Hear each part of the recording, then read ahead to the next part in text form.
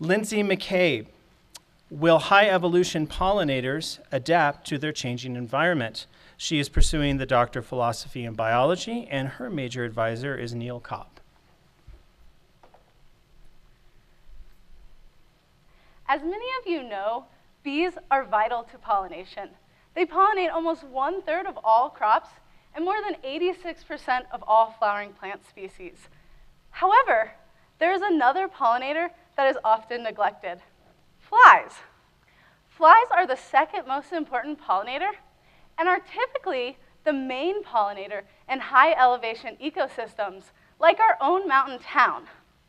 Bees and flies provide critical ecosystem service at high elevations, yet climate change is threatening these species.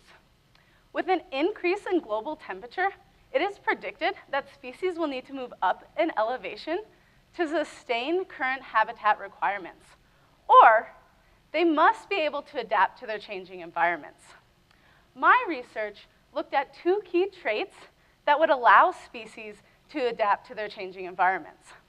I measured the body volume and body darkness of 107 different bee species and 96 different fly species to assess their variation in temperature along an elevation gradient. I predicted that species would need to be larger and darker at higher elevations to adapt to their colder temperatures.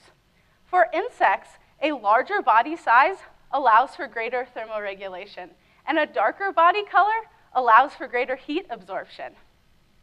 My research found 3 main results. First, bee body volume and bee body darkness increased as elevation increased. And at the highest elevation, we saw the largest and darkest individuals, as we predicted. Second, fly body volume and fly body darkness did not change along an elevation gradient. All communities sustained the same size and darkness. We are still working on understanding why these species did not adapt to their environment. Finally, we found that body volume and body darkness were not correlated. This meant that a bee species did not need to be both large and dark to reap the benefits of their adaptation. My research suggests that bees will likely adapt to their changing environments. However, flies have not shown such adaptation. Because flies are also limited to the highest elevation, it is likely that they will be the most impacted by climate change. A decrease in fly species would severely alter the environment that we live in. For many plant species, flies are their only pollinator, and a decrease in this pollination service would have cascading effects on the environment around them. For this reason, I believe more emphasis needs to be put on fly pollination. Thank you.